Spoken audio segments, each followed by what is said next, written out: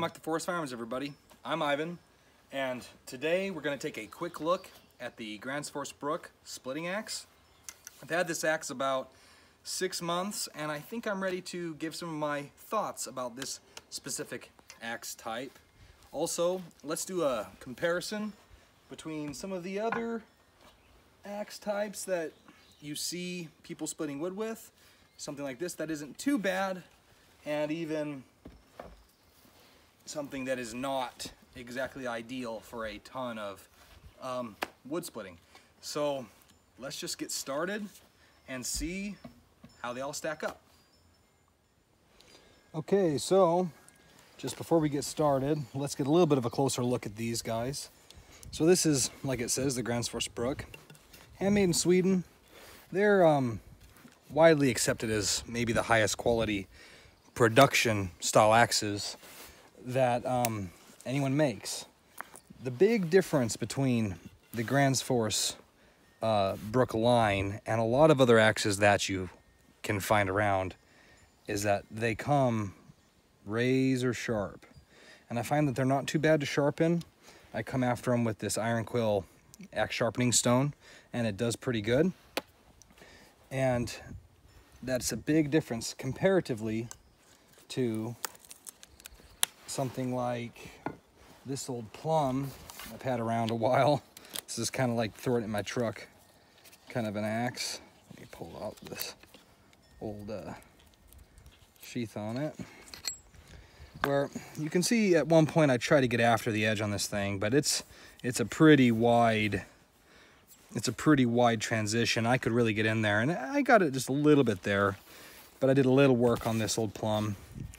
But a lot of the times, for some reason, when you see people who use axes even a little bit, but they're maybe not big axe people, they have usually some old maul or some old junky axe without any edge, you know, super flat, and they're just not really great. And you see people really struggling with old axe heads trying to get the wood split up. A lot of people think that unless you have something like this forced axe that is very thin, also very sharp from Gränsfors, unless you have something like this, it doesn't really have to be sharp. And maybe it doesn't have to be razor sharp, but it sure helps on something like this Gränsfors splitting axe. And another thing that you can see pretty easily is the extreme taper on this splitting axe. Now this isn't a maul, it doesn't have a hammer end, but it's really wide in comparison to something like this. And this one is actually not that thin, but it's a big difference. So let's start swinging them into some of this Doug fir, and let's see how it goes. Okay, so let's get started. Nothing I forgot to mention was on these Gränsfors splitting axes, you have some grooves almost cut. There's a little more traction on the end since you don't have a big foot off the end of the handle. But let's just see. This fir has been only on the ground a couple days, so it's still a little bit solid, like butter. Let me grab another.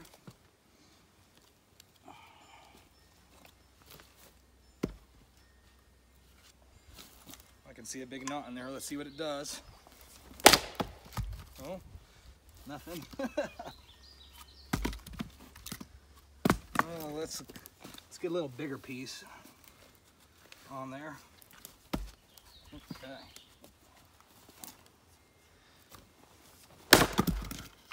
Awesome.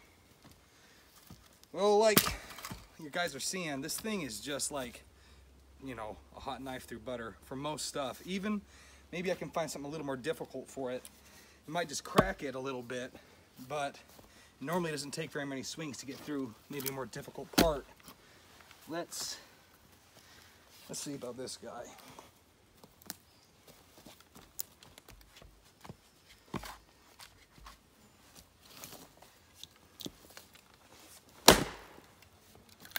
Well, Well, it busted it, just a couple little fibers.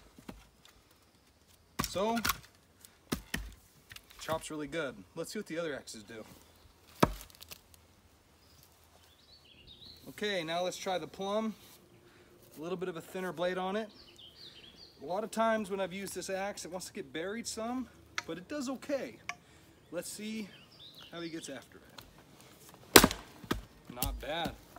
That one went through really nice. Let's find another.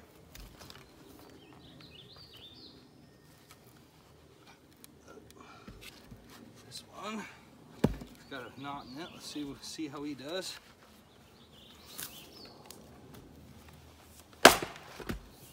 Not bad. See if we can hit him one more time. Well, that's where the problem starts. Let's give him one more smack. Let's see if we can bust through. Yeah. Starting to overshoot a little bit. The handle's a little longer on this one. Let's grab a different one. Maybe there. That's not a bad size. Try to step back a little bit. Well, you can see that thinner blade just wants to get stuck more than it wants to really push the wood aside. But this is going to take just a couple hits more than likely. Yeah, so that's kind of the tale of the, that's kind of the story is what I'm trying to say.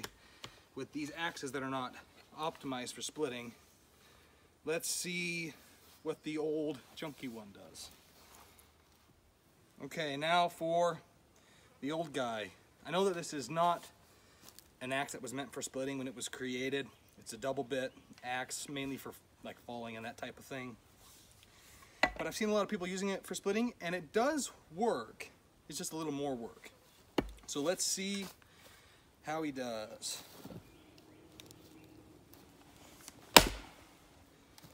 See, that kind of a similar tail as the other one. If you can get a good swing on it and find a good place to split, it'll do it. But just quite a bit more work, as you can see. And once in a while you'll get lucky and have it punch through, but this is kind of how it goes. Let's give him one more chance. He's almost there, but he does not really want to do it because we're putting it in a roll that it wasn't really designed for. Okay guys, so to kind of wrap up the chopping side of this, let's just split this round.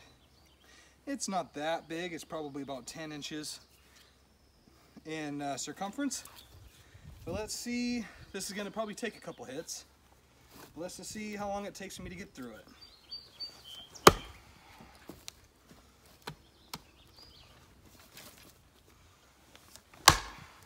Heard a pop.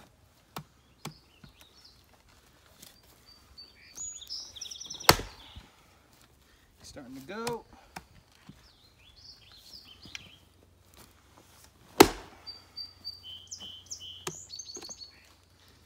Yeah, we're starting to get a pretty good crack going.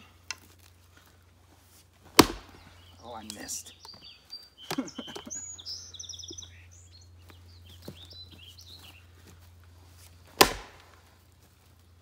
Well, maybe that's where he wants to split. Also, you find it does get buried, but it doesn't get stuck too bad.